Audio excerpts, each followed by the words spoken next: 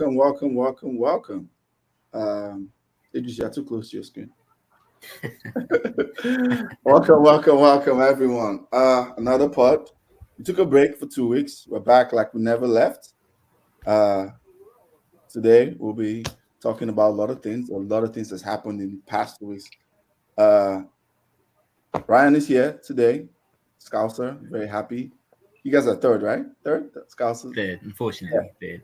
Liverpool third. Yeah, third. Yeah, that's Our neighbors let us down, but nothing new. Liverpool third. Ryan's first time on the pod this season, right? First time, second time, maybe. This season, I think the first this season. Yeah, first this season. How have you been, man? Good. Could be better, but we're all right. Early days. These about injuries this season. Nah. Last season, I don't like excuses anyway, but that's what I had last season. It was like, I mean, in fairness, they were somewhat valid, but we still got that Champions League place, so can't complain too much. Okay. Before we go to EJ, I'll go to you last. Idris is on top of the table, having a laugh. Mr. Ginger Idris. No, we're just chilling now. We're still rebuilding. You have to look at it from a perspective of things are settling. It's not January yet, so after January we could be talking about top of the table and stuff. We're still rebuilding. So we're still rebuilding. Okay. You have to think about it. Okay. Jorginho is right. It's like Jorginho is proving you wrong, by the way. I'm just gonna say that. Jorginho is proving you wrong. Every day, every week, he's still proving you wrong. Who, Jorginho? Yeah, he's still proving you wrong every day. Doing what? 50,000 passes and what? and what stats? The woman of the moment. We'll go to her last. Arsenal fan, writer extraordinary. Yeah, check out our book. I'll plug it in the link. Actually, that's what I'll do. Sure, yeah. Awesome. Well done. Yeah, thank you. Birthday weekend also. Yeah. Yeah. Birthday weekend. Yeah. Thank you. So, how are you, EJ? Busy. It's been a busy week, but I'm good. And a sad ending to my birthday, but it's all good. It's all expected. Sorry. I said it in advance. I was like, you know what? Anytime Arsenal plays on my birthday, it's never fun, and it's always memorable. And I've never remembered anything good. So it is what it is. Oh. It's time to move on, AJ. It sounds like an abusive relationship. Never leave. It's funny because in my book, my About Me section in my book, if you guys look at the last word, what does it say? You will talk about that later. Okay. It's forever. So I'm waiting for it. Go Gunners. You want to talk about your book, EJ? Oh, sure. It's something I've been working on for a few years now. An idea I had at work, and just like watching all the TV shows I watch, I just realized that there are no pharmacists on mainstream media or in literature, and not that there aren't any pharmacists, but kind of the ones carrying the spotlight. Like you have, I'll give you an example: Grey's Anatomy, TV show about doctors.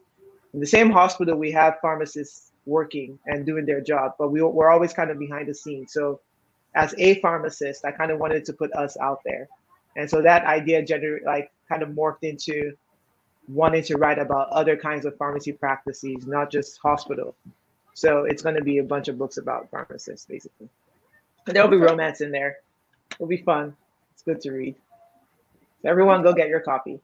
Okay. I'll plug the link. Yeah, for anybody watching, I'll plug the link.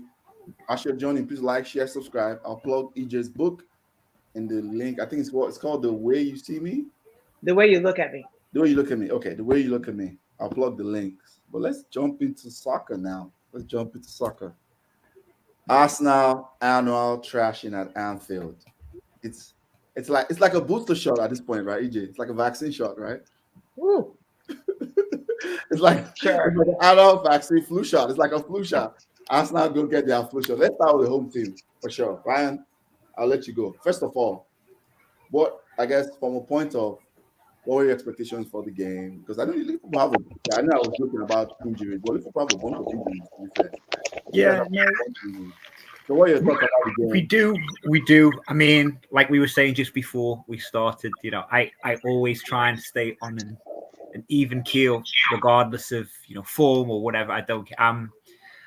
Compared to the likes of the Doc, I I'm not optimistic like that. I wish I was, but I find managing expectations. I'm lying to myself. I say managing my expectations, limits how it makes me feel if the result goes bad, but that's a lie because I do that, and if it goes wrong, I'm fuming. I'm just distraught. But going into the game, I think it was a bit different. I can't say I won't go as far as saying everyone and every Arsenal fan in the group was saying this is the year, or this is the game we're finally going to beat Liverpool. But I will say I've got a lot of family in London. Some of them actually came over to watch the match, and I've honestly, for the first time in maybe 5 years, I've seen optimism from Arsenal fans about a Liverpool match that I've never seen since probably the days of the likes of Arshavin. I saw optimism that made me think. It made me think, Jesus, don't no. This can't be the game, and not to. I would honestly rather lose again to Brighton at home because there's no Brighton fan. I only have Facebook for the group. That's the only reason I have a Facebook, to come on the group and a bit of banter, jokes. But this game going into it felt a bit different. There's a couple of injuries, but no one I would say that was significant. Like, oh my God, Firmino's out. We can't play without Firmino, or who else? Curtis Jones. It wasn't anything like that. There's some injuries, but like every team, there were injuries. But I was somewhat nervous going into it, and for the first 20 or so minutes, Mane, it's funny because Jamie Carragher said in the game, "Oh, Mane's having one of those games," and no word of lie, 5 minutes before he said that, I watched the game alone, and I said, "Oh, for God's sake, Mane, he's having one of those irritating games where his first touch is heavy, he's making a run, Tomiyasu's got him in his back pocket because Tomiyasu was bossing that duel for the first 15 or so minutes, I would say anyway, and I didn't see a way through." And then, honestly, as soon as Arteta and Klopp had that little confrontation and the crowd came alive, I knew that was it. It's over. Because when you hear noise at Anfield like that, see the Brighton game, for instance, when we were 2-0 up, the crowd still wasn't going too crazy. And then we conceded that jammy little goal from Mwepu. I said, we're going to get beat. And luckily, we only drew, which is terrible. But when that crowd came alive, I said, we're going to do these. And we, just like I thought, it played out nicely. Who was your man of the match for that game? Fabinho. For me, Fabinho. I thought he was unbelievable. I thought he bossed that midfield. Like, he just settled everything. Looking at Fabinho playing alongside Thiago and the Ox, I was very worried. I thought we're going to get overrun, and it's just going to invite constant pressure with that trio. But Thiago, he had a calm game. He hasn't been the best since he's come to us. He had an all right spell before he got injured, but then since he got injured, every time he comes on, he's a bit too relaxed, and then he does these little passes that may have worked in the Bundesliga. That shit doesn't. I'm sorry, I don't know if I can swear. That doesn't work. It doesn't work in the. In the Prem. That doesn't work in the Prem. Them little loose passes, but he was composed. He was calm. He was, he was a bit like Jorginho, the Ballon d'Or great, Jorginho, I'm about to muting everybody. No, but I think, all round, he looked very comfortable. But Fabinho, for me, he just played well. The few chances that Arsenal came at us, I felt like Fabinho, won the ball back, little pass out the wing. But it was close between him and Trent, but I'll give it to Fabinho because before that I was very worried, but he steadied the ship a bit. Okay, I'll come back to you. Let's get EJ. Okay. Look, I don't know why people were optimistic or why anyone said Arsenal fans were optimistic. I think our Liverpool, you guys went into the international break behind. It was a draw, right? Was that the last game you played? Lost. Okay, we lost. We lost to West Ham. Loss. Oh yes, of course. It was a West Ham loss. And then before that, was that the draw? So yeah, 2 games, maybe, So you guys were on some kind of not winning streak, very, very mini not winning streak. And then you went into the international break, and then I think we heard Origi Origi, I guess. I'm not sure how you say his name. He got injured, I guess. Even though he's not your starter, I heard a lot of people crying about that on Twitter. And then Mane was questionable after his little performance in Robertson Africa. got injured. Yeah, so I was like, dang, Liverpool is all injured. Maybe we'll have a chance. That's literally the extent to which I went. But even in my mind, I was like, doesn't matter. They're just going to insert, replace, and do what they do. Now, when the game started, the commentator over here said, Van Dijk has not lost a game at home. Ever at Liverpool. Ever. So I see Van Dijk on. Exactly. Wait, that's true? They say that every game. Trust me, it's true, and they say every game, and I hate it. I hate it when they say that. You think it's a jinx? I think this is the it's going to be. Yeah, today, you think it's a jinx, but it's not. So I was like, crazy. okay, those odds are stacked against us. Just even before the game starts, that's already true. And Van Dijk is on the pitch. What do you expect us to do? 2, we have the youngest squad, right? Barring who? Barring Oba, Waka, and we can add Thomas Partey. Everyone else is under 24. Everyone else on that pitch for Arsenal. So we have a very young green squad. And people think that we're going to go to Liverpool with the best players in the league. Sadio Mane, Salah, even Trent, who's also young. He doesn't seem young because he's been playing alongside these guys for 2 or 3 years. And then that team has been together for years. So by years, I mean more than 2 or 3 years. So I wasn't confident. And, we've not beaten you guys at home in the Premier League that I can remember. I don't believe we have. If we have, was that 2-0 victory at home for y'all or for us? I believe it was at our home. When? The last time we beat y'all 2 years ago. When Arteta when he won FA Cup, we beat you that season in Premier League. But I believe it was in our house. 2-1. Yeah, I believe we scored first, and then Van Dijk and Alisson made some mistakes. Yeah. Yes, exactly. And I know how. So it was very funny to me when people thought that we would beat Liverpool or we would even compete. So that aside, now let's go to what happened during the game. I came in a bit late. I came in at the 8th minute, and I saw that we're floating. That's what I would say. And you guys say, yeah, Tomiyasu had Mane. I don't know what that was. That was breach, if anything. And then it turned to you guys just like the dam was about to get broken. You guys were coming at us. I mean, there are chances upon chances before the spat that Arteta had with Klopp. So let's go to the spat that Arteta had with Klopp. I was going to ask you that. All right. That. So you guys know me. Oh, if you don't know, I'm very, very pro people losing their minds. I'm very pro. I'm very consistent. I say in other sports, tennis, when Djokovic breaks his racket, I'm like, yeah, show me fire. Show me that you care, Yeah, I like it. So I love seeing Arteta go off. But let me tell you what happened. What people are making it out to be, I don't believe it was that. I'm sure you guys probably know exactly what happened, but okay. So Mane fouls Tomiyasu. I see it's a foul because I watched it again and I'm like, I don't know how that's not called. Like you contest the ball. It's fine to contest the ball, but I'm pretty sure it's not fine to elbow them in the neck and throw them to the floor. Yeah, Heisman. Yeah. And whether or not he meant to, I'm not going to say he meant to do it because I think that's just how he jumps up, But I'm pretty sure I've seen where people don't mean to do something and still get carded. Mm-hmm. So Arteta went to go and confront the ref about that. Klopp comes over and he's upset that Arteta is talking about his player trying to get him carded. I think both cases are fair because if Arteta doesn't complain about that, what happens next time? Maybe he doesn't get a card for the other foul he commits on White, or it just looks like he's okay with things like Arteta is fine with situations like that. And then Klopp, in his mind, he's thinking that why are they always trying to tackle my players? I didn't see anything wrong because Klopp is blind. If he had seen what Mane did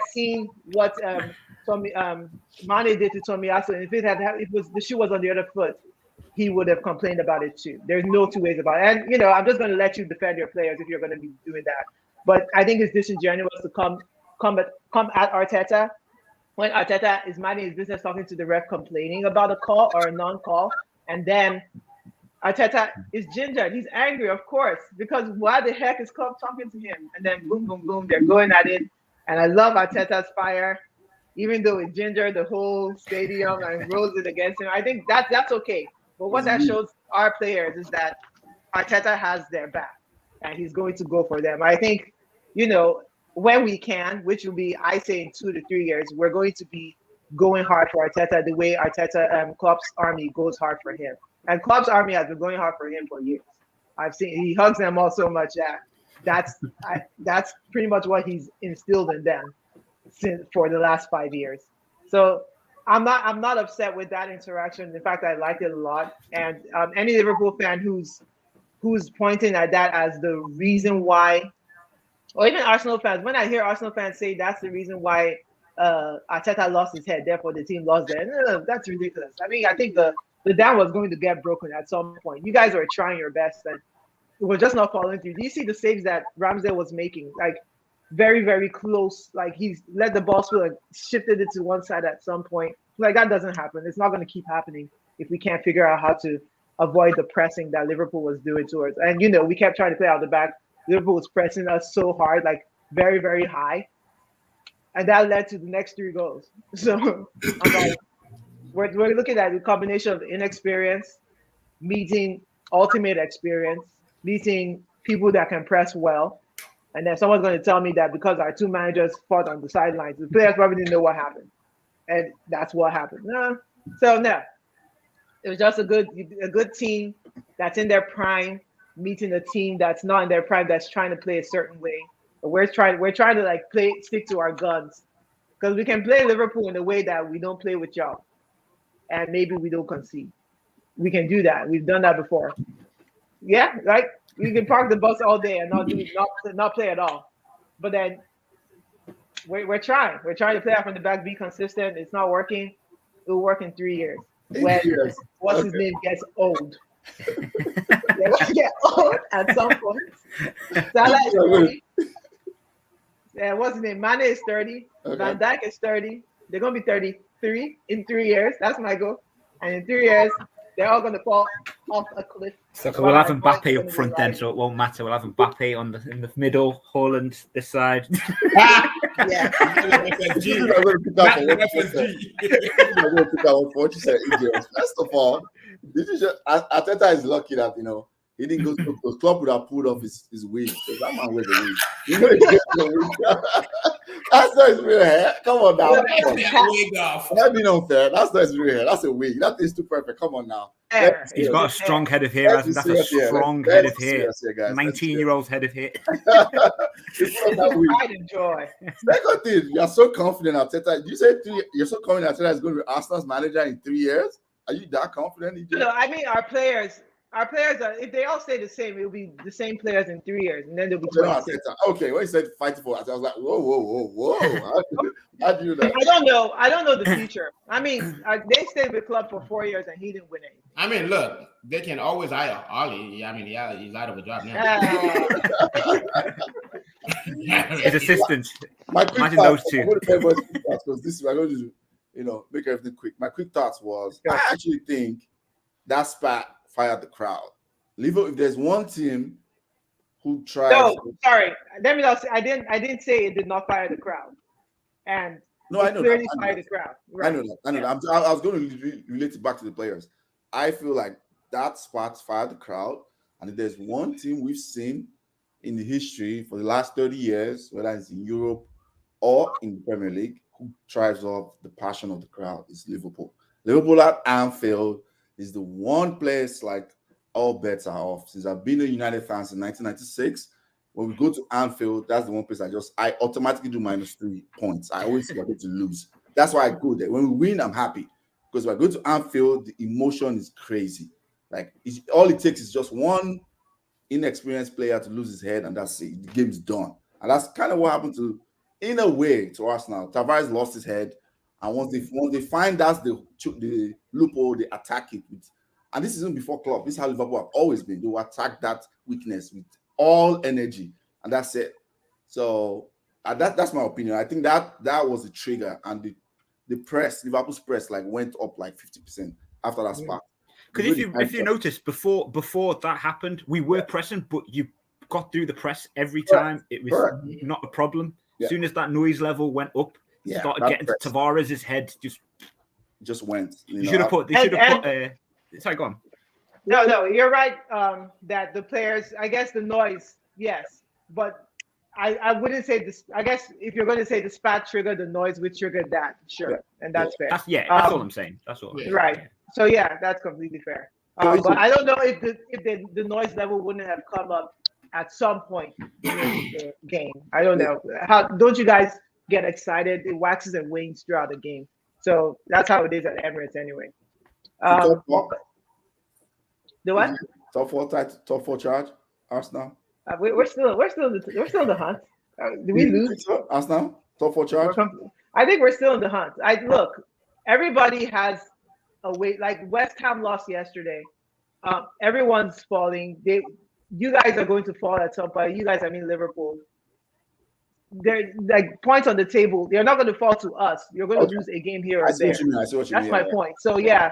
So to say we're out of top four because we lost to Liverpool when we're always going to lose to Liverpool, you could probably like Liverpool, City, Chelsea, probably 6 games, probably minus 18 points, and that's the rest of them are winnable with this kind of small squad.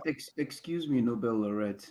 Chelsea. Why are you mentioning Chelsea? At what point in time are we in anywhere plus or minus 5 in the same ranking in you making top 4? And you keep using. No, she's actually saying that. She's actually saying she's going to lose to Chelsea. That's what she's saying. She's my bad. Oh, my bad. I don't even know. She's saying Chelsea's points. My bad. Yeah. So my point is this: like, if we count teams that we will most likely lose to, and you include Chelsea, Liverpool, and City, my bad, home and away. If you want to say home and away, that's 6 games, and that is 18 points. And I still think you can make top 4 losing 18 points, even if you drop other games, which we inevitably will. I can't say that we're out of the top 4 run. I think we're gunning for top 4. No, I agree. Actually, I just wanted to test you. Ryan, quickly. Yep. Liverpool title charge all the way. I think you guys will be there all the way to the end. I do. I think we'll be there. Honestly, I'm not going to lie to you. Watching Chelsea play, I think it will be.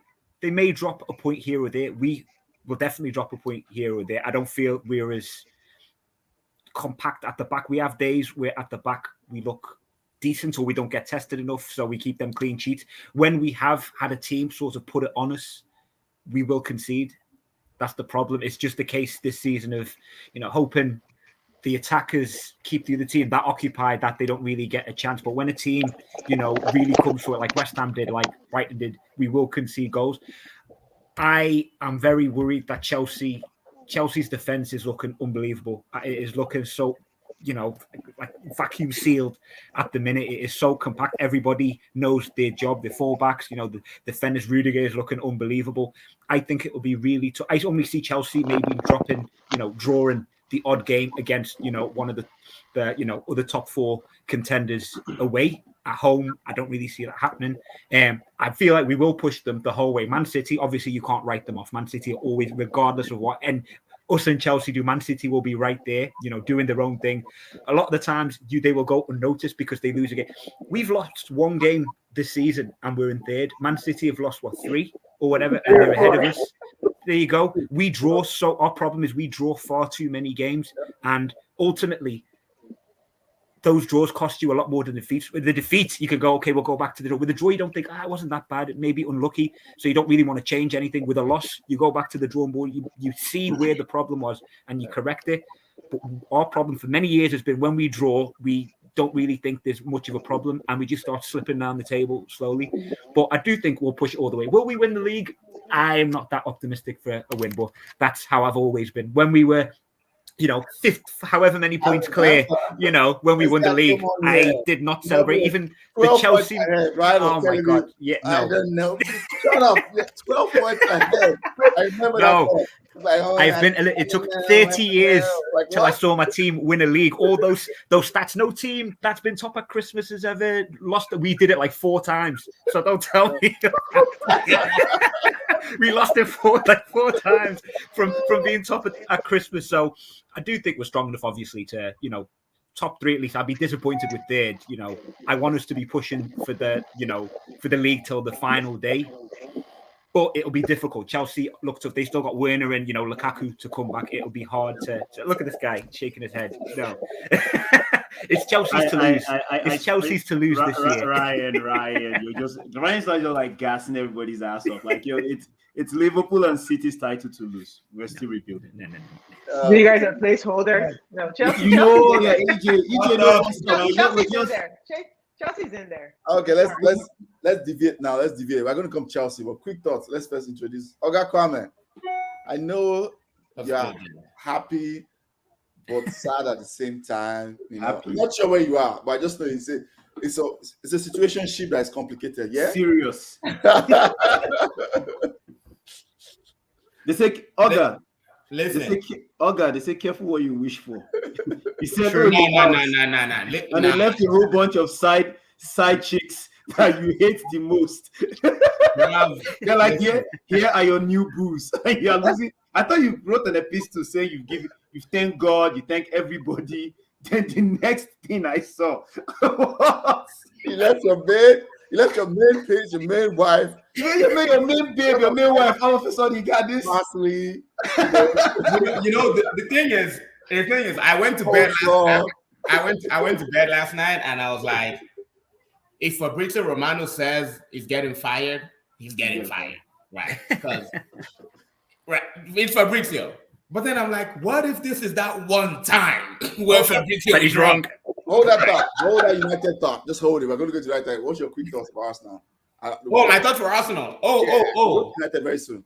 Bro, Arsenal, you know what? I was watching that game and Arsenal did not actually play badly. They just defended badly. I saw attacking intent. I just saw Liverpool that was much too powerful for them. I mean, Fabinho is just from another planet. Was it him that made that last ditch tackle? Yep. Was about to? Dude, he's just something else. I'll never ever forgive. Just quickly, I'll never forgive Jose Mourinho. Yeah. For passing on Fabinho to go to exactly. I'll never ever forgive him for that. Never. Exactly. Passing on him to do what? To go to Matic. Manchester wanted. Fabinho was number 1. I didn't know that. Fabinho was number 1 on LVG. Yeah. Because he played right back and midfield. And when Mourinho came, Mourinho overruled. Oh, he got him from. I went to Matic. Like that's my boy. I want Matic. Yeah. Anyway, go ahead. Sorry. Yeah. But I mean, but then again, it is Liverpool. They were gonna overpower Arsenal anyway. I think Arsenal's water broke. Tavares, did that madness, but it really wasn't a bad game for Arsenal. I know the scoreline looks really, really bad, but it really wasn't a bad game. At least I compared the way that they played Liverpool to the way we played Liverpool, and it was night and day, right? Both teams lost heavily, but clearly one team went there to play football. And the difference was also, I think Liverpool played way more better in this game. They played so. Oh yeah, definitely. True. They played like that against us. Maybe they didn't need to play like that. That's why they probably need to play like that against us in Old Trafford. That's why. Because if they played when they played against Arsenal, that could have been cricket 10-0. Oh yeah. It would have been a basketball scoreline. Yeah. But nice. It's true. They played very well against Arsenal. They played. But I think I'm seeing good things at Arsenal, and I hate to say it. I'm seeing really good things at Arsenal. Odegaard is still crap, but luckily they have Emil Smith Rowe. They have people like Bukayo Saka. Thomas Partey is looking good too if he can really stay fit. But yeah, he wasn't too. Tomiyasu. I mean, he got put in the mud yesterday after but it's like him. He's all right. I like Tomiyasu a lot. He's a good defender. Mane tried to kill him. See, it's mind games he got in his head. After that, it was over. I think so. After that, it was over. Shook. It's true. And the young people, it's going to happen. It's going to happen if you're 23. They're all literally 23, 22, 21. I'm like, I heard the graphic that he was at his first loss since he's joined Arsenal. He hasn't been in a team that's lost since. Yeah, see what I mean? And you're like top of the fewest goals conceded or whatever. So he's doing something right, Okay, we go to Chelsea. Oh, sorry, Idris. EJ, you want to say something? No, I said we're playing the long game. Like our future captain, his name is our Ramsdale, our goalkeeper. He's proper keeper. I think it's time to kind of start having that conversation about Aaron Ramsdale's place in the England squad because Yeah. I'm looking at him and I'm looking at Jordan Pickford. Pickford is crap, right? Ramsdale, mistake prone as well. you Yeah. know. So, and that's just. I'm not gassing him up. I'm just saying that compared to Pickford, I think Ramsdale is a better goalkeeper. Yeah, we're watching him. We're watching him closely. I like what he said at the end, and it's something like I hear in other sports, which is just a way to keep your head in the game. It's a marathon. It's not a sprint. Yeah. And we're not going to do things overnight. We're going to draw points here. We're going to draw points there. Tom Brady says it all the time. But the end goal is for us anyway, is to finish as high as we can this season. And for us, that's going to be top 4, top 6. Whereas last year we're more like top 8. Yeah, we finished 8, I think, last season. May have been 7. No, it's 8. So yeah, so it's a marathon. We just need to take the next game, have memory loss, or look at our mistakes, figure it out, and then come back stronger. Win the next game. Newcastle. That's it. Okay. Let's move on to top of the table people. Mr. Idris, Chelsea. Talk to us about Chelsea. A team where the wing backs are the highest goal scorer. Let's first start setting that. Yeah. Wing backs are the highest goal scorer. The fringe players are looking good. I'm not praising Chelsea. Don't think I'm trying to take shots. I'm actually praising Chelsea. Oh, absolutely not. Sir. Yeah, Absolutely the fringe not. players are looking good. I can't take any shots. I'm praising Chelsea. Ole's My people. thoughts. No. Don't violate here. Don't come on my podcast. Just remove him. Just delete him right now. Yeah, you're violating. Don't do that. Don't kick him out when he's down. Come on now. Don't do that. Okay. The fringe players, and I know me and you have had multiple offline conversations about Chelsea, and I did say this. This is what I was waiting for. I said before I believe this Chelsea dream, because I like Tuchel, but I just thought I was not sure he was going to keep up with Pep and Klopp. The one thing I was waiting for was this: meaning the fringe players start performing, meaning people like Hudson-Odoi, Hakim Ziyech, Christian Pulisic, Loftus Cheek. I know they're scoring goals, but just like impacting the team, whether it's like coming off the bench, creating assists, causing problems, scoring goals. Once those guys start, I said it was going to be a wrap, because once those guys start doing that, when the main guys come back in, people like Werner, people like Lukaku, they know that one bad game, that's it. They're holding bench. People doesn't have time because he knows who's dealing with up there. It's like the standards. He doesn't have time. So everybody's going to be on it. So yeah, I think Chelsea are favorites now. What I watched yesterday, I think Chelsea are favorites because I was like, wing backs are scoring. Ziyech is now all of a sudden is looking good now. Loftus Cheek is coming in and is doing something. Barkley was in the last couple of Barkley was coming in. I'm like, oh, this is a problem. Because during that run from now to February, where especially going Christmas, games every 3 days, when everybody cannot rotate as much and injuries start happening, Chelsea are the team that's going to thrive because they can rotate people every 3 days and they're fine. So I was like, wow, this is okay. Okay, stop gassing him up. Okay, too much gas. Okay, Idris, Chelsea are shit anyway. They're shit. So first and foremost, I think we had when we watched the game in Atlanta together. So big up to my Atlanta people. Ryan, one day we'll come see you in the UK. Please do. Podcast ticket to the UK at some point. Please do. Facebook user, tell us your name. We are just here violating. Who are you? I know. Like man, it's from me. Please tell us who are you. Don't be have some confidence. Feel your chest.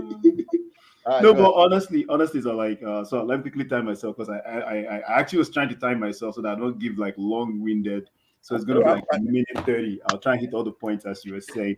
So basically, when we watched the United game, and that was probably my third United game I'd watched this season, like 90 minutes. And I think EJ, you and I were watching the game, but I tend to be looking for something completely different in the game to show you maybe just give you an insight of how I watch games. And it was I was pointing at some things were weird for such for players being paid so much money, to do certain things. It's very odd. It means there's the instructions that are not getting to the guys. It's just period. There's not, this is what they were told to do, this is what they're doing. You expect them to take some initiatives, but if they do, there could be an adverse effect to the whole thing if it doesn't work out. United was very odd watching them. Then after that game, watching the Chelsea game, I had mentioned something. No, was it you or was it Oga? He had said Chelsea are just a very well drilled team. And I had to look at my team play again from a different perspective, not just okay, like pass, score, passion. Like I just like, well, he's saying they're very well drilled team. So I look at the passes, and I remember saying, okay, it's open flow. And the players, okay, if you remember, the guys will actually put it there because the guy was supposed to be there. Mhm. The other player is supposed to move the ball there. It was not supposed, you're not supposed to think too much, just get it there, like then everybody moves. So in that sense, the team has done, the coach Tuchel has done so well. As I said before the podcast and before the other guys jumped on, saying there's some things you can't teach. I don't know if you can teach it or if it's just something you have to experience in different like jobs or different skill sets. Or no, not skill set, in different traits that you find yourself. Like you could be a very good engineer, but there are certain experiences with certain scenarios that you're like, I never factored that in. You could be, project manager, very good, very certified, or even a pharmacist. Shout out to EJ and the book, right? But they're just certain things that you're now figuring out that like maybe a little bit of this for this kind of people will give you a different result. And with Chelsea, all they had to do was tactical awareness for You know one man that doesn't know how to think like that, but it's okay. I won't say anything. I won't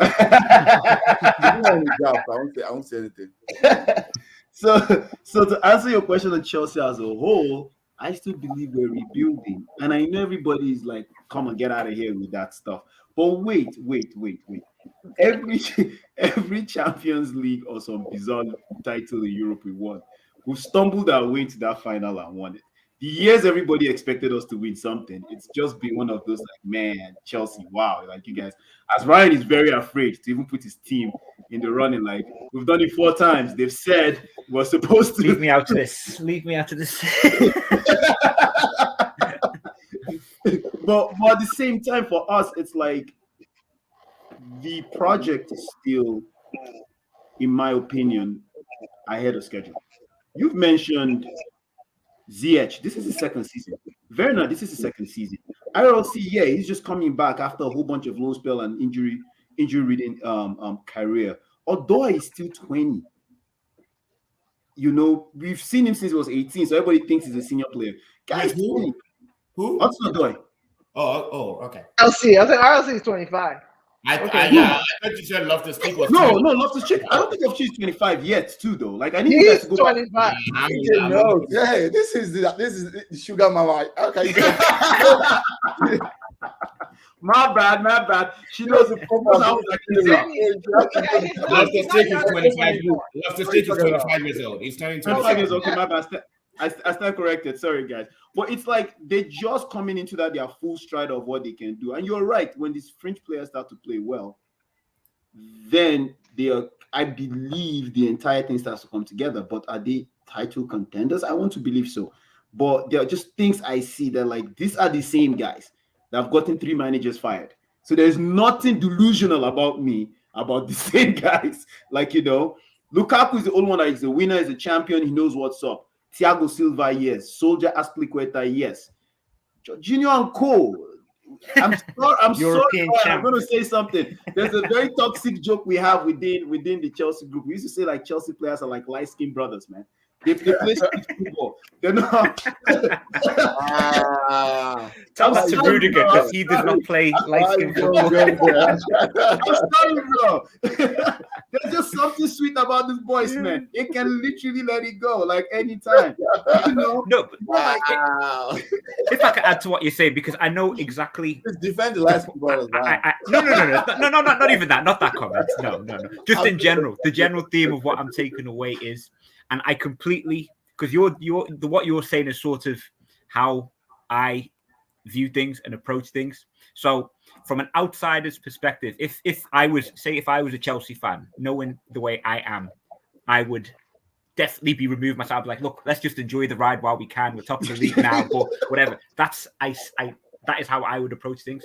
Now, from an outside perspective, looking in, and from what everyone used to was telling me, you know, the year Liverpool won the league, what everyone would say, and I would disregard Chelsea are a solid group. A very, very solid group. The fact that when you take one piece out, that seems to be a very vital piece out of that team, and you put it with what, you know, the fringe players that we're calling them, they do the job.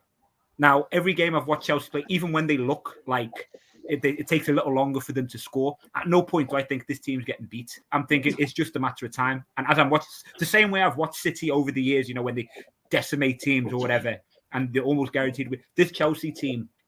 That is how they're playing. So you can maintain your stance of, you know, skepticism and all that, because I would be doing the same, and I respect that. But from an outside point of view, the rest of us can see this Chelsea team are a big problem.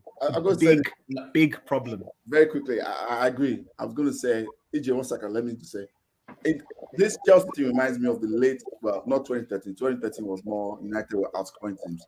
But 09, 11, especially 11, 2011, Manchester United teams, right? Like anybody who just come in, it was like plug and play. We'll play Rafael da Silva will come in, Fabio da Silva will play midfield. Like I was never worried. I was like, sure, boom, we're winning. It was just efficiency. Yeah. And one thing I was going to say is like, I've kind of noticed that now people are so cautious about like, maybe it was just the reliance of Ferguson. Back then, as a United fan, I was. Oh, yeah, we were winning. I would test out every time, every season we're winning. Yeah. And I believe this. This wasn't just me just talking crap. I believe we're winning. We're 10 points behind. I'm like, we're winning. What are you talking about? Bro, that Barcelona final. I'm very confident every time, at every game. So that Barcelona final. We have these worldly coaches, and you guys are like, shit. I think it's because people will block me. I'll be talking recklessly, left and right. Man, EJ allowed to do whatever. EJ is next, but I'll just say you're talking about a very and I should not be using medical terms, like a very bipolar club. When I say that, I say that in a very like my club is very. We win the Champions League, we win everything. Next season, 10th. Yeah, like it makes no sense, man. Let me say comment there. The person doesn't get frustrated. Chelsea's insane depth helps, but Tuchel is also maximizing his resources. There you go. There you go.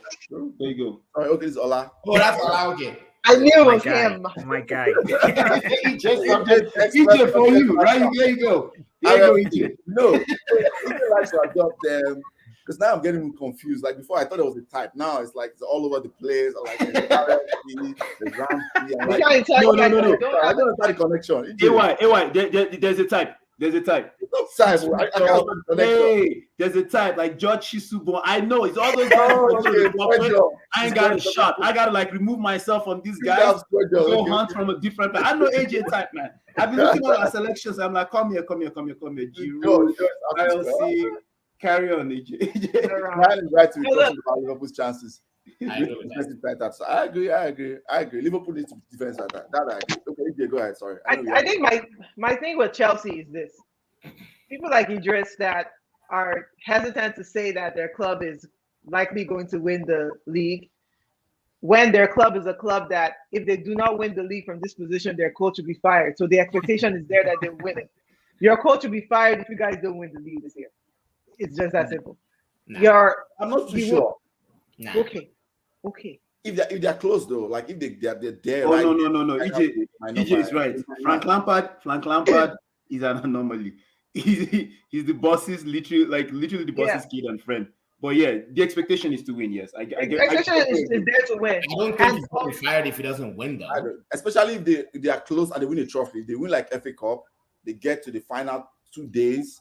And they lose by 2 points, and they get to like final Champions League or even retain it. It's in different scenarios. I don't think that's all the coaches.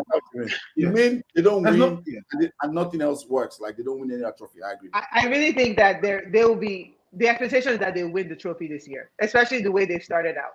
Now Chelsea talking about being in the rebuilding. You guys are always rebuilding. You're constantly rebuilding. That's your natural state.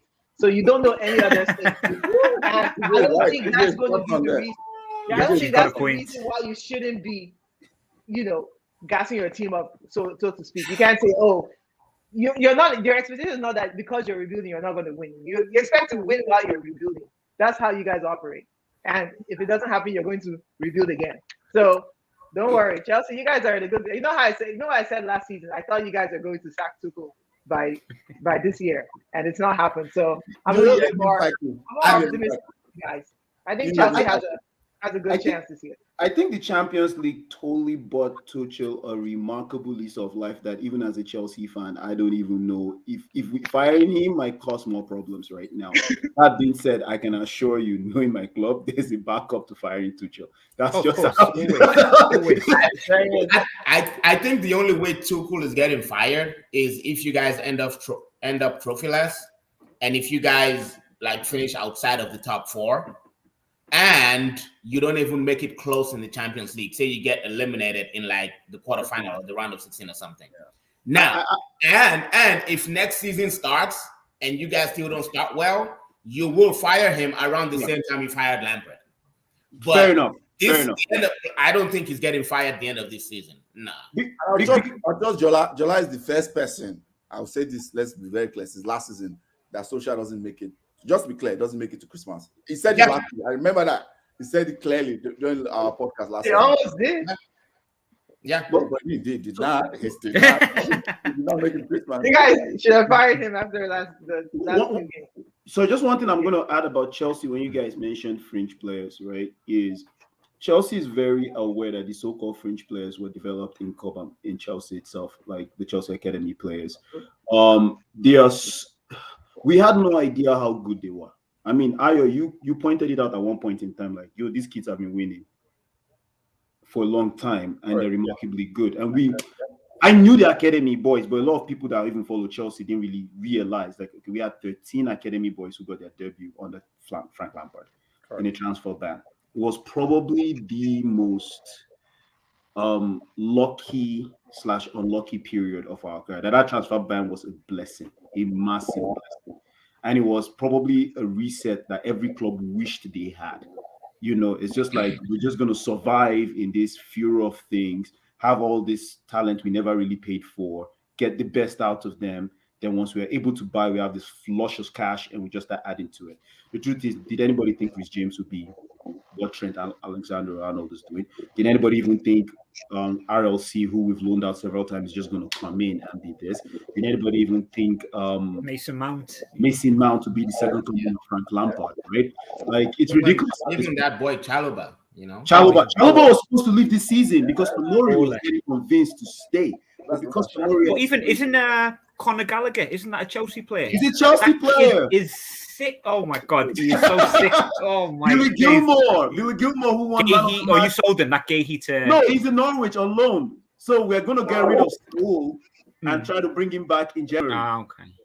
So that's the thing. So, but again, we see them as kids, Ayo, right? You see them as fringe players because we know they only got a year or 2 years experience, so we still expect them to break and fit till they get to a certain point. But everybody's looking at them as Klopp said. I know Tuchel means. I told you this. I said, you said so. This is what he does. You said so. Improve the team holistically and bring in young players, and all of a sudden, is DJ frozen? Okay, no. You improve young players from the team, and all of a sudden they'll come in and they'll start playing very well. So, like, I told you that this was going to happen. You said I had no idea it was going to be this good. Like, none of us. I didn't know it was this good, but I knew I was going to find like 1 or 2 players and improve. Oh man! Right now, I want to believe what you guys are seeing from outside, but it's just that, like, as a Chelsea fan, we didn't know this kid. Majority of people didn't know these kids 2 years ago. Yeah, you understand? That's 70% of our team, guys. So that's why we're like, And our best defender is 37 years old. So I don't know, man. Like, anything can happen. It's a long way. We know it's a marathon. It's a marathon. There's too many games to go. But yeah.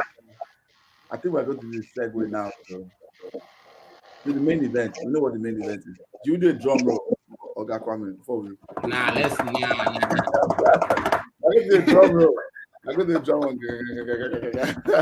Okay. Solskjaer, Manchester. I was going to talk about Manchester today, actually. I was just going to go like relegation battle, but I think we'll move that for next week. So Africa Manchester, of course. Solskjaer finally bites the dust. He was fired yesterday after I think they announced today was effective. He was fired yesterday after the 4-1 embarrassment.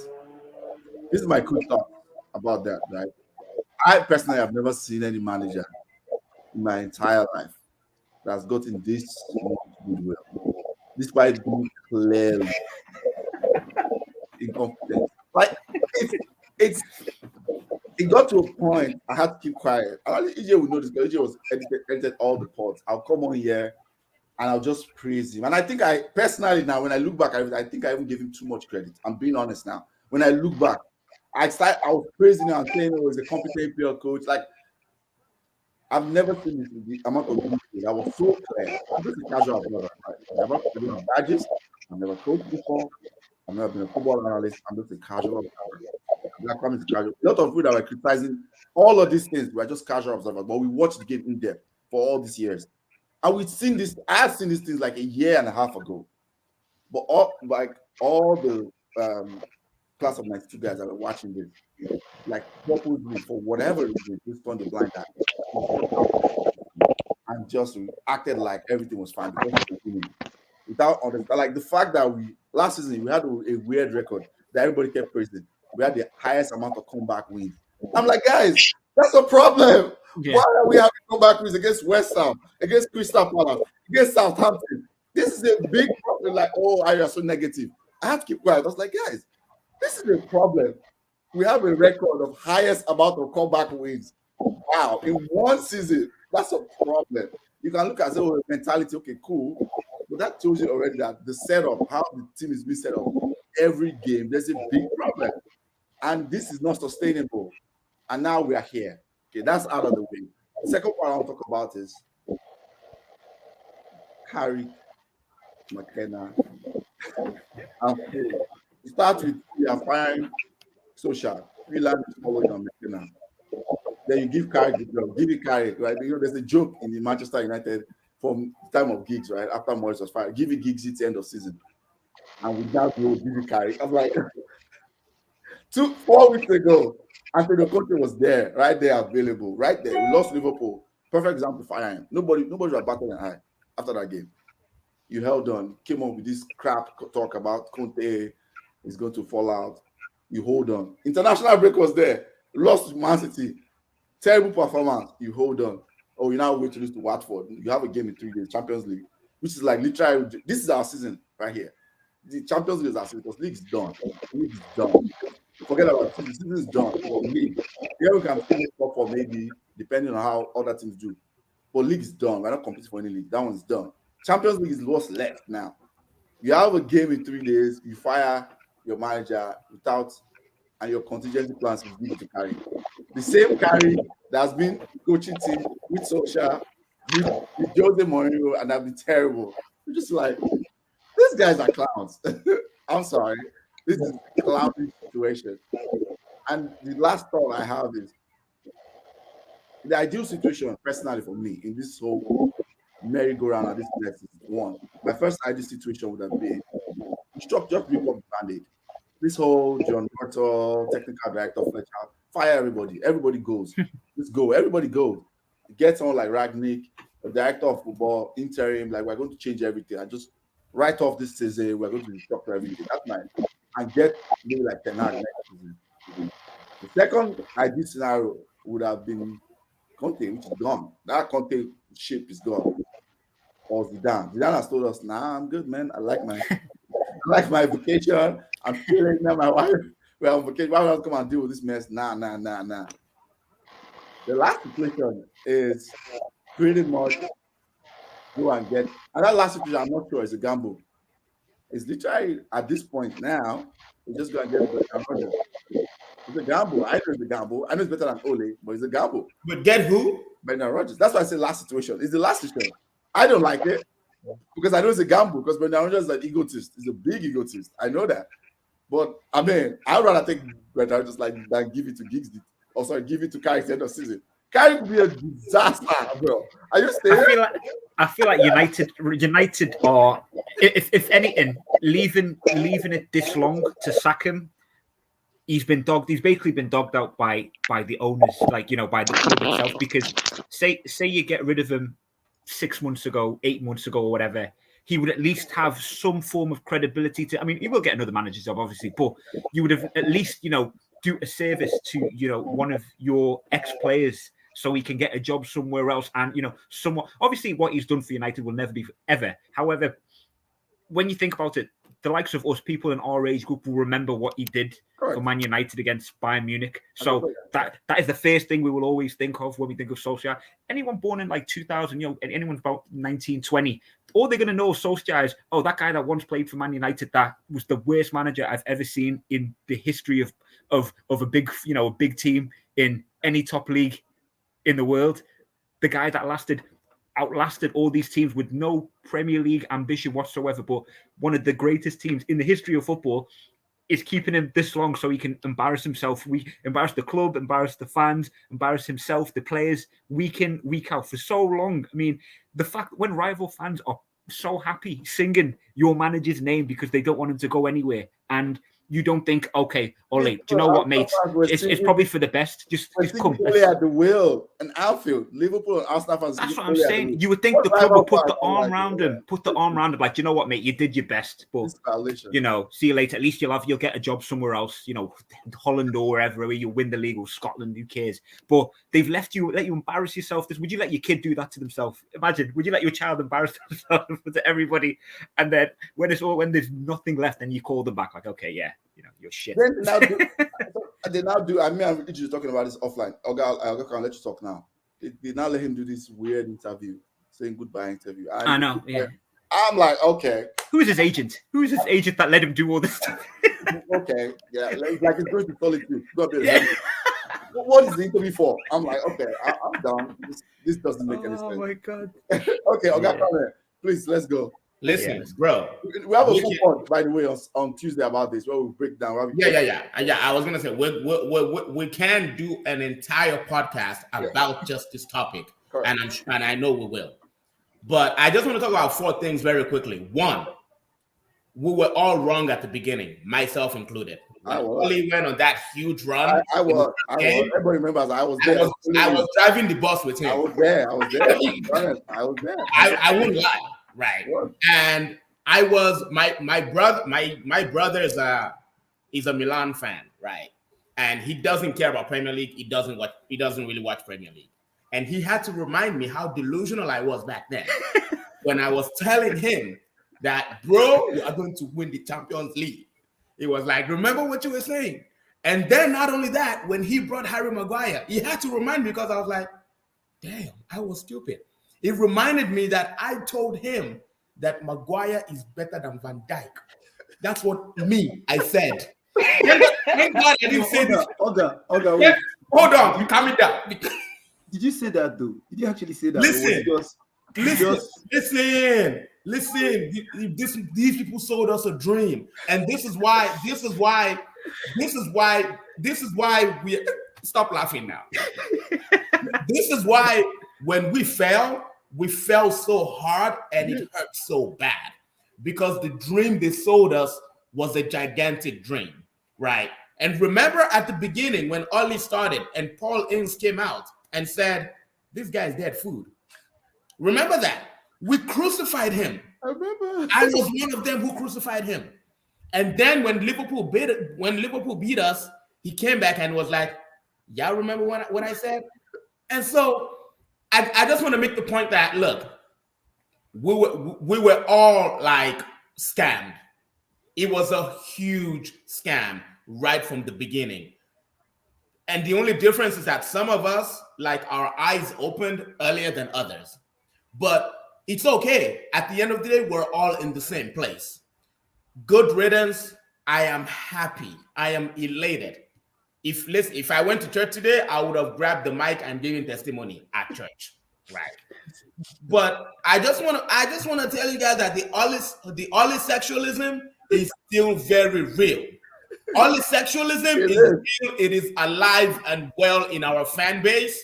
And I'm not talking about other teams like Liverpool fans or Arsenal fans that are Ole. No. I'm talking United fans who are real Ole sexuals. Not only that, the club is still very Ole sexualist.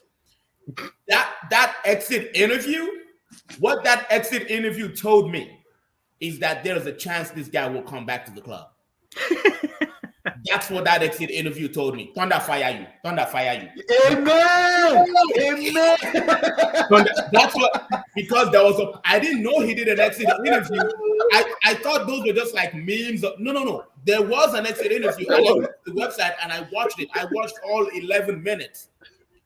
Who does in exit that interview? interview where he said that I will probably come back at some point. I'm like, Thunder will fire you. You will never come back in Jesus' name. That's what I think. And then he proceeded to say that I left the club in a better shape than when I was like, God will punish your shape. This guy literally thinks he did a good job. Again, what this is telling me is that the club really, really, really loves this guy and they might bring him back at some point. Now, for people who say that this guy did a good job, and I'm saying Marcus Rashford, Gary Neville, all these people, this is all a big PR spin. Talking about you did a great job, brought the feel-good factor back to the club. This man, what Ole is somebody who built a house and then put gasoline and set this house on fire and walked away. That is what Ole is. So you cannot tell me to give him credit for building a house when he set fire to the same house before he left. That is stupid. That's dumb. I never want to see this guy close to Old Trafford again. In fact, I do not want to see him in Manchester. They need to deport him to Norway. This dude should never come near that club again. I do not feel sorry for him. I have no sympathy for him, and I have no respect for him.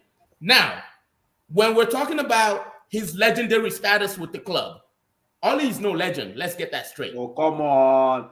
Calm down. It's my club. Calm down. Ole is no legend. There are people. He's just a huge character in the history of the club. This fool stuck a leg out and put the ball in the back of the post. Right. If he was a true. Okay, you want to tell me? I don't just go back and forth. No, say your point. Just say your point. Yeah. Ole is when I think legend, I'm thinking of people who were like constant characters in first 11. Ole was benched by freaking Dwight York, by Teddy Sheringham, by Andy Cole. He was not really a starter at Manchester United. Secondly, okay, for me personally, in 1999, I was not a United fan. I was not watching Manchester United in 1999. Okay. I did not start to watch United until like 2004. Right. I don't care about that goal because I ain't seen it. I ain't see that shit. This guy just said doesn't care about I ain't see that shit. Listen, the first time I saw that goal was when I went to go and watch the replay in the United archive. Bro, I'm not lying to you. Bro, there's no reason to sit here. There is no reason to sit here and form like, I wasn't there. I didn't see it. So for fans who are like me, and for fans who are younger, who did not, doesn't mean much. Yeah. When you mention the words Ole Gunnar Solskjaer, the first thing they remember is the guy who ran the club down to the mud. Oh my God. So again, I'm saying all of this to dispel the Ole sexualism. This is conversion therapy for the Ole sexuals, right? The people who are still out there who are Ole sexuals, if you want to cry, well, follow him to Oslo and cry with him there. Now, the fact that Michael Carrick is I know he's not interim manager, right? But the fact that they say is what's the thing I heard? They say is the Inter-House Sports interim manager. The Red House. Bro, this means that it's like Lundberg, right? This is not okay. No, Lundberg. Ateta for Lundberg. Okay, it's not like Lundberg. Like this just shows how unprepared this club is. They had no plan this whole time. Zero. Because if they did, Conte would not be at Spurs. He really wouldn't. And I said earlier that look, when you go to the toilet and you take a shit, you flush the whole toilet. You don't flush half of the shit, right? There is no point in flushing half of the shit. No, big facts. Why would I go to the toilet and flush half of the shit? Nah, I'll flush the whole thing. Why is Michael? Because Michael Carrick is the only the only permanent fixture. This guy's the only guy that has outlasted the last 3 managers. Oh yeah, 3. That's this guy was there during LVG. He was there during Jose. He was there, and he was there for all the entire time. Look, he is part of the deadwood in that club. Get him out as well. McKenna out. McPherson, every single one of them, they need to go. They all need to go. And whoever they bring in as the manager, honestly, bro, we are in the mud. Zidane is not coming. It's done. He's not coming at all.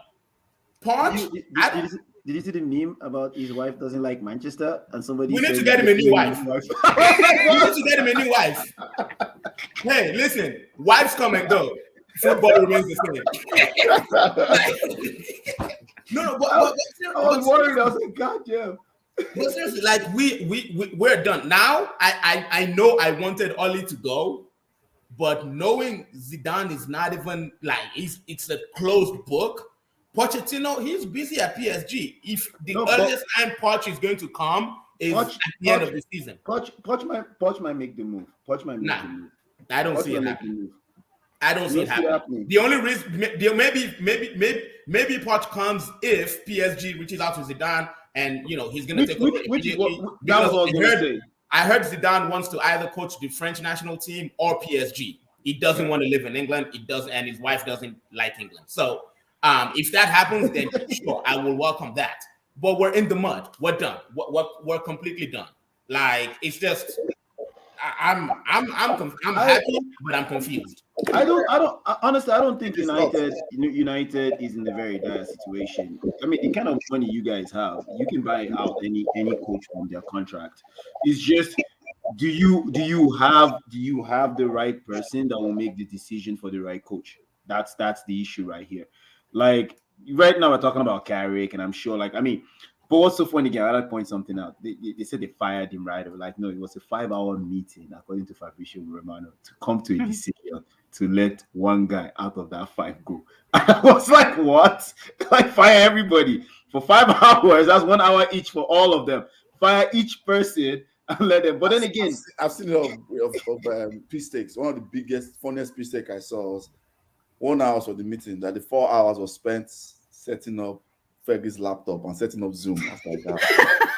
Guys, don't do that. That's my best father. I won't take that. Man, I blocked the person on Twitter when he said that. That is a good one, though. That is good. I like that. And I blocked the guy. That's why I blocked the I need to block. I was bad. I was like, nah. Don't go for Fergie. Even though it's part of the problem, but that's a different conversation. But I was like, nah. Stop this. I think that was a violation. I think I agree with you. I have a quick question. Okay. Sorry, go ahead. Sorry. This may be it's a random question. Whenever you guys say class of 92, who are the class of 92? Because I feel like it's a broad class that I really only heard one person say something positive, but then you pinned it on the whole class, and that person was Gary Neville. Who else supported Ole from the class of 92 that was vocal enough? So when they say class of 92, yes, it's very broad. It doesn't mean the real class of 92 people who are like in the media is Scholes and Gary, but they kind of classify Rio there. Rio is not really class of 92, but it's part of. Was he even alive in 92? I mean, he was, but he wasn't playing football in 92 now. Fergie's boys. Why is he enter that classification? Fergie's boys. Let's just call them Fergie's boys. Like Fergie's boys. So Rio was very vocally supportive. Evra is vocally supportive. Roy Keane. Oh my God. So it's like these are 5 people who are like a huge. I love Roy Keane. Oh, he's the best. People like that I'm surprised Roy Keane was that supportive when he's very, very sarcastic. This is the same guy, right? Yeah. He's the sarcastic guy. Yeah. It's very simple, right? It's very simple. Roy Keane is not sarcastic. Roy Keane is direct. Something else. He's very blunt. He's blunt. It's very simple. Yeah. Like Graham Souness. Like Graham Souness, the two of them. He's the mean guy. Yeah, Yeah, he's it's me. Why I'm surprised why Roy Keane has been supportive of this. I said it's very simple. It's very weird. It's very weird. But no. But then Very again, weird. I'll tell you why it's simple. No, let me explain. It's if one socialized his friend, they played together. Okay. Roy Keane was a terrible coach. Yeah, Ricky. Roy Keane was a terrible coach. He was a Yeah. terrible coach. And Roy Yeah, Keane is one of the guys that believes so much in passion. And that's why and Like, that's why he's always attacking players. Yeah, no, the thing is, no. But guys, your club. Let me Remember, I said this. let me land. Oh, you get what I mean? Like, he's one of the people that believes in. He's a passion merchant. Roy Keane is the chief passion merchant of all time, probably one of the biggest one. And he the things that social has been selling, the passion, desire, run. That's what Roy Keane believes football is in right now. Roy Keane is still stuck in the time machine. Like, when we start talking like tactics, positional play, pressing, Roy Keane doesn't like. He never gets into this conversation. Just watch him every time. He never gets. So that's how he managed teams, right? And that's why he was a terrible manager. When it was a man, he was terrible. It was terrible at it. You know. So he's looking at why can't these players do better, right? Yeah. I'm looking at the badge. This. That, yeah. Oh, okay. They're not put properly, and these days they don't understand what's going on. It's as simple as that. They don't. Javdea said it in his final interview yesterday. He said it. It's like we don't know how to. So we don't know how to defend properly. We don't know what to do with. I don't know what to do with the ball. Holy crap! Remember? Oh my god! No, I was just gonna say United is an institution, and we just like Bayern Munich, Real Madrid. Their ways they do things in ways that we of the modern era might just be like, that's crazy, because Chelsea is of the modern era of the way things are done. But United is very much as much as you guys are making fun of that exit interview, I respect it, because if Lampard was given that same exit. I give up. Don't bring the opinion. No, give the opinion. It's fair. So someone attacked me and said this on our chat. And it's like, I said, maybe I'm being cynical. I was like, no, you're not being cynical. Cynical. When I said, I didn't like it. I don't think you're being cynical, to be very honest. But from an institutional standpoint, like I'm beginning, maybe it's just a phase in one's life now when I'm actually looking at certain institutions and how they do things. It's like, for example, the monarchy in the UK will bash everything, but they're traditional. That's why they exist. You understand? Like that's what they're about. You know, then there's the old boys club in the Wall Street or in any. There's always this institution that is there, and we might not like it. It might be a guiding factor. So, yeah, I know. But I have a question though. If that's the case, why did Jose Mourinho did not do an exit interview, or why did LVG not do an exit interview, or why did Moyes? It's not as they say in the Bible. He's not a man of the cloth. He's not a member. He's not a member. Oh, okay. So that's you understand that, right? Like. That's discrimination there now, right? It is. Institutions are discriminatory. That's clubbist. The person that will have gotten an exit interview, but he even chose to leave, was Wenger in Arsenal. I can bet you if Wenger had left on his will, as we discussed with him, he would have had a massive eulogy for like another 2, 3, 4, 5 years. That's the truth. Arsenal is an institution too. They just do things in certain ways. Did you get an exit interview? Did Wenger do one? I'm not sure if he did one. He didn't do. He didn't do. No. But EJ is saying no. But again, your club is also an institution, though. Yeah, but they didn't do that, though. You know, so let me respond to that institution thing. I actually believe in that institutional fabric thing. I do. Yeah. I told this a long time ago. But what I believe is if you are going to have people there as an institution, one, you have to. I had this discussion with Steve, the Arsenal fan, EJ's friend, who comes on the pod a lot. I believe in having institutional knowledge. But you have to have one. There are two ways you can do it, I think, in my opinion. One is your knowledge of people who know what they're doing, right? Like they have experience, or they're just like talented at like management, organization, football, and organizing stuff.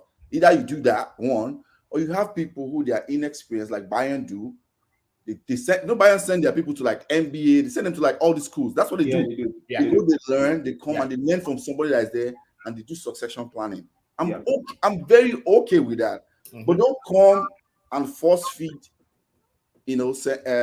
sentiments and like arcing back to the past and force it down the fans.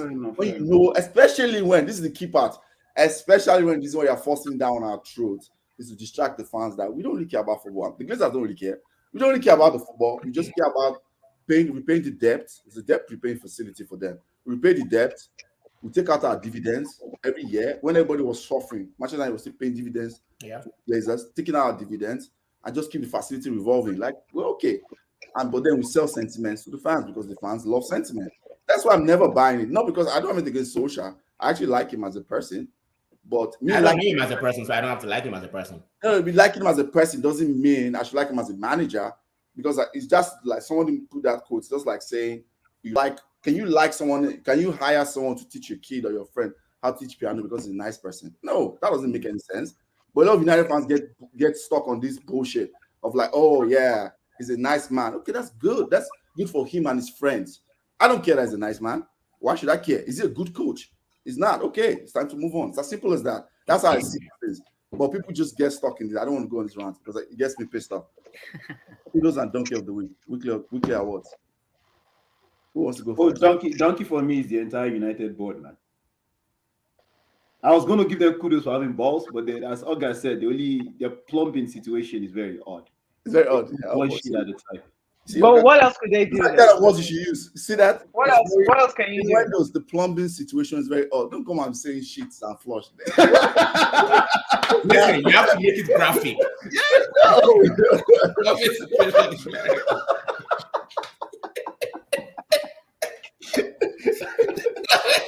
All right, AJ, sorry, I cut you off. What were you trying to say?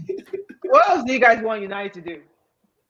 I know it's not going to get you guys on a whole different rant. If it is, Yeah, I get it that. will. It will. Like, Okay. I can say it very quickly. I kind of said it, when I said you just have to rip off the band-aid. You have to start everything from the beginning. Like this. I know, but like, okay, so who's the interim manager if you rip off the band-aid if you're firing Ole now? Ralph.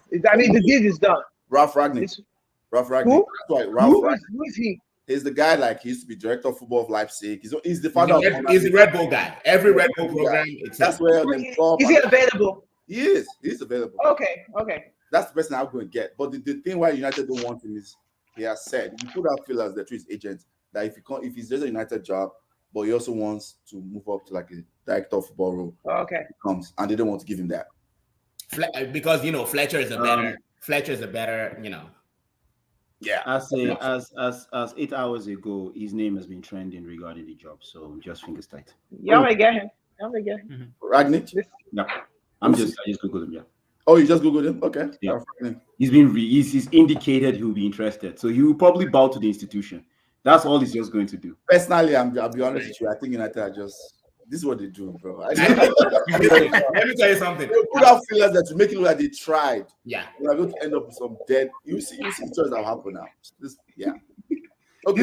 These guys are jaded, man. Like bad, horrible relationship. Completely jaded. My goodness. That's why I'm a Dortmund fan. What are you talking about? German? This is German national team. I'm Dortmund. I'm not. Fratelli d'Italia. Okay. Wow. Kudos. Any kudos on? Okay, Ryan. Who's your kudos for the week? My kudos. Do you know what? I'm going to split it in two. First off, for my boys, because they did the damn thing the other day. Even though they do it every year, but it's not the point. I was a bit nervous, and they did it regardless. And do you know what? I will like to give a kudos to my boy, Oga Kwame, this week, because the guy has been rampaging. He's been on the most Relentless. far right sounding rant I've ever seen. What man? And I he- said far right sounding. far right side, like bashing, all he needs is the little mustache here and a little. But he's been ranting heavy, and he finally got what he wanted. So, do you know what? I'll give you. You can share kudos with. Thank you, with Ryan. my boys. Oh my you can share kudos with my boys. That just made me feel good. Any donkey of the week, Ryan? The donkey of the week, yeah, the entire United board. The fact that they waited this long to sack Ole, they've made their club. It's Man United. Put it this way, you're supposed to. Although I love seeing it, and I'm gutted it's over. But the fact that they've left it this long, as much as it hurt me that they finally sacked them, they've completely embarrassed the whole institution, as you like to say. Okay. Who wants to go next? Idris. Oh, for me, I already went United board as a whole. Yeah, you went Because of the club win. Donkey. Yeah, You must have like donkey. ain't no stench stronger than Ole's perfume, man. That guy stuck around a long time. That's a strong stench, man. Kudos of the week has to go to N'Golo Kante of Chelsea, man. That guy, his goal is just we'll probably not see another one till next season. So I'm just excited he got he got that goal. So that's Beautiful my goal. And I second with you, Ryan. I support my boy Oga Kwame's campaign. Yes. I love seeing successful campaigns, even if it's far right. But I love seeing successful campaigns. I am a bit sad that the content may stop. Hopefully, it continues a bit longer because those rants are beautiful, man. Wow. Get him out. Get him out. Get him out. Get him out. Oga's gonna be a meme very soon. Get him out. This is why our society is terrible, man. People are seeing like toxic relationship. They're like, yes, I know. we love it. Yes. This is like this show. What's that show? That random show that people like. That's crazy show where people always like fighting. More Jerry Springer. Yeah, it's like Jerry Springer United show. Wow. Okay, EJ, I muted you because there was a background sound that was coming on. Sorry. You guys have said it all, but I'm gonna give a secret donkey of the week to Leicester City, who I see sliding down the table, even though they look like they're losing to teams that are reputable. But apparently they're supposed to be top 6 contenders. And you guys are truly you want their coach, the other people want. I'm like, what's going on? This team is they're in the throes of relegation. So they're my donkey of the week, even though the true donkey is Ole. Not even the board. It's actually Ole for losing that game when he knew his job was on the line. I'm like, what kind of coach are you? On my birthday, you go lose to Watford 4-1 for no reason. And did you see what he did with Harry Maguire? As Maguire was the second baby donkey, got a red card, and they high-fived each other. I understand it wasn't a true high-five, but it was like a handshake, and I was like, are you congratulating him for coming off at the time? Like, what is going, like, what are you doing? Encouraging him? Like, so I get what you guys say, he's a passion merchant, like he's always encouraging players, and that's his MO. Maybe he doesn't do anything else, but so he's the true donkey. But Leicester, they're on That's a good one. That's a They're good on one. relegation watches. I like that Leicester one. We do. Yeah, that's a good I shout. like that Leicester one too. We have to open a serious FBI case on Leicester. Maybe, Fraud watch. Yeah, fraud I watch. see fraud watch. Yeah. Yeah. I said I wanted it because I'm like, add that to your section. You know, as Ryan is giving you tips of the content, fraud watch. Love it, man. The FBI show. Yeah, the FBI is. There you go. he's a fraud watch. No, he's a fraud watch. You know, and I said I'll take him as the last case, thing, but this depends on how Leicester goes. If they keep going down like this, I'm like, okay. Okay, Kwame, quickly. Let me start with Donkey. Donkey of the week, Ollie. Enough said. Second donkey of the week, Harry Maguire, for several reasons. Baby donkey. Number one, this dickhead.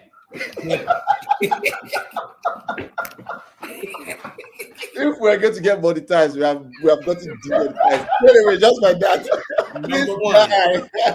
Number one, this dickhead did a knee slide and the little ear, cupped his ears for scoring against San Marino? And Andorra. And was it Andorra? Albania. This guy scored against a team like that entire country. The population can fit in Wembley Stadium. The entire country's population can fit in Wembley Stadium. He scored against a bunch of part-time puff sellers. Hi, puff. This guy has go hard though. I don't hate on my puff go hard. Puff go hard. Yes. I like puff. But that just shows the shamelessness. He should have remained in jail. It would have been more useful in jail. This guy is. I forgot he was in jail. Yeah. Number two reason why he's donkey of the week. When he got sent off, did you guys see? He threw the captain's armband on the pitch. Yes. Arsenal fans, they slaughtered Xhaka for doing that. Yeah, I remember. Yeah. And a lot of them, a lot of the Arsenal fans said Xhaka should never play for that football club again. He didn't play for at least 3 weeks after that. Okay. Well, See, I have not seen any of the true Reds come out to slate Harry Maguire for that. No, they never. And I'm sorry, Ryan. I'm going to actually come at you, your culture a little bit here. There's this elitist English thing I hate. Yeah. That certain people get away with certain things and other people don't. Maguire Right, is not worth 80 Nigerian. million. I'm I'm sorry, Nigerian. Right, that guy has Nigerian. cost- I'm from Check the Akasa. stats. I'm from Right, Akasa. Nigerian, please. Why is it Nigeria? Round is Delta. It's one Ryan of is our like, own. no. Oh shit, my bad. Rivers State. and I'm From not Rivers. I let that run for a little bit. My I let that bad. run. I'm like, nah. That is an idea, boy. Let me go back. I'm not giving Shaw donkey of the week, but between Maguire and Shaw, I've given both of them one name. It is Harry Shaguire. Because both of them, the way both of them have been playing, They come together. as a they package. come together. They're like the McFred sandwich in the midfield. There's a Shaguire sandwich in that in the left quadrant. Yeah, of the that left quadrant, field. yeah. Absolutely. They're responsible for 50% of your goals conceded in the last 7 games. Yeah, I agree. 50%. Yes. Just these Yes. 2 guys. Yes. So anyway, I'm still waiting for the true Reds, for the real United fans to come out and slate Harry Maguire for that. I'm calling them the top Reds. The top Reds. Top Reds, exactly. Kudos of the week, Donny van de Beek. Donny van de Beek. This guy put the nail in the coffin for Ole Gunnar Solskjaer. You did. He did. Like my older brother was telling me yesterday that Free Donny van der Beek. Free Donny van de Beek. My older brother was telling me yesterday that Donny van de Beek's first goal in his professional career was against Ole's Moda, right? Oh, wow. And he scored the last goal that ended Ole's career at United. So ironic. Mama is a female dog. Poetic You know. justice. And second kudos of the week, Watford Football Club. Bro, let me tell you, I'm telling you this right now. Had that game ended 2-1, Yes. Ole would still be in a job. Yeah. Ole would be in it. Talk to any United fan, they will agree with that statement. Had that game ended 2-1, Ole would still be in a job. 90 minutes, these guys turned it up. They were like, we got more coming. Ismail Assar, after missing 2 pens, this guy missed 2 penalties and then scored. Listen, Joao Pedro, I will buy your jersey. I'll hang it up here. Ismail Assar, I will buy your jersey. You know why though? Hang it up here. Do you know why? Let me give you another funny stat. Fun fact, fun stat. Claudio Ranieri is the Kaiser. They call him the Kaiser. If you watch Usual Suspects, right? The movie. Kaiser Sose. He's the Kaiser Koze of the Premier League. You know why? Why? Last game, Mourinho, Claudio Ranieri. That 10 times. Last game, Brendan Rodgers, Claudio Ranieri. Last game, Ole Gunnar Solskjaer, Claudio Ranieri. Listen. So yeah. Wow. Grim Reaper. It's a Grim Reaper, yeah. It's like Grim Reaper. So okay, I'll say mine quickly. Kudos of the week. For me, it was Thiago. I don't know. I was saying it. I think it was the last review. I thought Thiago. I mean, he balled out against Arsenal. He's cold. He's cold. Played. So my kudos, Thiago, and my boy Trent. Man, how can I call the Liverpool fan my boy? This is Yes. Who? Come, I didn't sound bad. come to us. I just said my boy to Liverpool to Scouse. Join us. We're only down the M6. Nah. Please don't go that far. Please. Oh, Trent. Yeah, who cares? United were not competitive, so whatever. Trent Alexander-Arnold is my boy. So that the way that guy whipped in crosses, it's like laser. His passes are like laser. Yeah. So to get my kudos of the We week. don't care if he doesn't get in the England team. It means he won't be injured for us. We don't. Hey, I said that. Daniel James can do the job, man. He's good enough in play. Keep our Trent's legs warm. So he doesn't get injured. Yeah, please. My donkey of the week to wrap up, of course.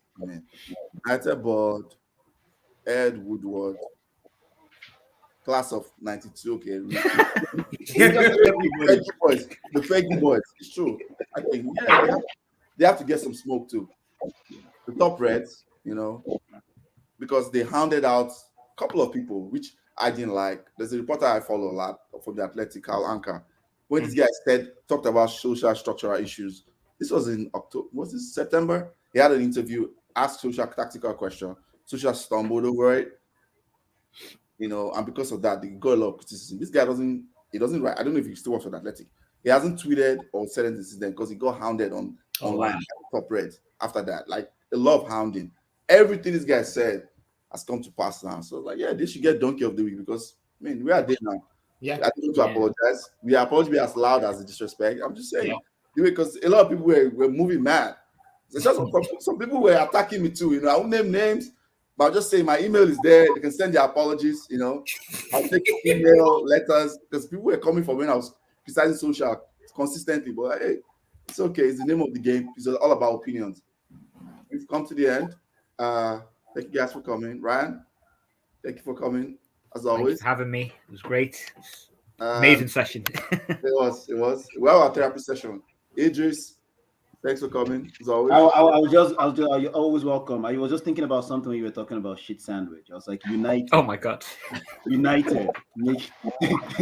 I just thought about McShaw sandwich. How many sandwiches do this guy? It's like the United sandwich crew. Like, my God. Sorry, I just had to do that. United we stand. I come here. We appreciate it. We're in our therapy session. We're having therapy session. Join us for videos on Tuesday. EJ, writer, extraordinary. Her link to our book will be plugged in. So everyone, right? Thanks for joining us, EJ. Name of the book, EJ. Yeah. Oh, you're on mute. You're on mute, EJ. Am I really on mute? Not anymore. Okay. I just said the way you look at me. The way you look at me. Okay. Boom. All right, everyone. We're out. Peace. Take care, guys.